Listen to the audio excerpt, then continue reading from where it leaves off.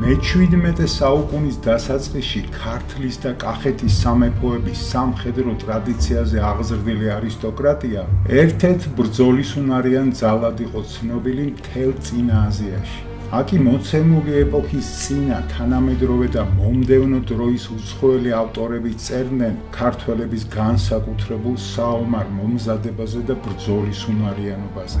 არადა შაჰ აბასის შემოსევებისას ეს სანაქებო სამხედრო არისტოკრატია ვერ დაუპირისპირდა მტერს ორგანიზებულად და შედეგიანად, ისე როგორც ამას მათი წინამორბედი თაობები ახერხებდნენ. რთულია შაჰ აბასის ეპოქის საქართველოს ისტორიის გააზრება იმდროინდელი ქართველი საზოგადოების ყოფაში ჩახების გარეშე. ამიტომ მოდით ახლა ერთად გავიაზროთ თუ რანი ვიყავით მაშინ და როგორ გარემოში შედგნენ იმ ეპოქის გმირები თუ ანტიგმირები.